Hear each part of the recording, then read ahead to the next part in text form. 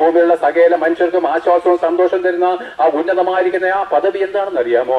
ആകാശത്തെയും ഭൂമിയും സൃഷ്ടിച്ച ഒരു മനുഷ്യനായിട്ട് തന്നെത്താൻ താഴേക്ക് ഇറങ്ങി വന്നിട്ട് നമ്മുടെ എല്ലാവരുടെയും അകൃത്യങ്ങളെ സ്വയം ചുമലിലെത്തിക്കൊണ്ട് ആ ദൈവത്തിന്റെ നിയമത്തിന് മുമ്പിൽ പാപത്തിന്റെ ശമ്പളം മരണമാണെന്നുള്ള ദൈവകോടതിയുടെ മുമ്പിൽ എനിക്കും നിനക്കും പകരക്കാരനായിട്ട് ആ ക്രൂസിൽ കഷ്ടമേറ്റ് മരിക്കുകയാണ്. പ്രിയപ്പെട്ടവരെ, പാപത്തിന്റെ ശമ്പളം ഭയങ്കരമാണ്. ആ പാപത്തിൻ്റെതായിരിക്കുന്ന ശിക്ഷാവധി ഭയാനകമാണ്. പ്രിയപ്പെട്ടവരെ, ഈ ഭൂമിയിൽ നമ്മൾ എന്താണ് പാപം ചെയ്തും മറ്റുള്ളവരെ പീഡിപ്പിച്ചും ദൈവമല്ലാത്തതിനെ ആരാധിച്ചും യേശുക്രിസ്തുവിനെ വിട്ട് അന്യമായിരിക്കുന്ന കാര്യങ്ങളെ ആരാധിച്ചും കടന്നു പോകുമ്പോൾ ഒരിക്കൽ നിങ്ങൾ മരിച്ചതിന് ശേഷം യേശുക്രിസ്തുവിന്റെ മുമ്പിൽ നിൽക്കേണ്ടി വരും. അത് നിങ്ങളെ അറിയിക്കുകയാണ് പ്രിയപ്പെട്ടവരെ. എന്നാൽ നോക്കുവിന് ദൈവത്തിന്റെ നീതി എന്താണ്? നമ്മളെല്ലാവരും പാപം ചെയ്തവരാണല്ലോ. എന്നാൽ ആ ക്രൂസിലേക്ക് നോക്കുകയും അവന്റെ ശരീരം മുഴുവനും അടിയേറ്റ് തകർക്കപ്പെട്ടിരിക്കുന്നു. അവന്റെ മുഖത്ത് പാപികളായിരിക്കുന്ന മനുഷ്യരുടെ തുപ്പലേറ്റ് നിന്ദിക്കപ്പെട്ടിരിക്കുന്നു.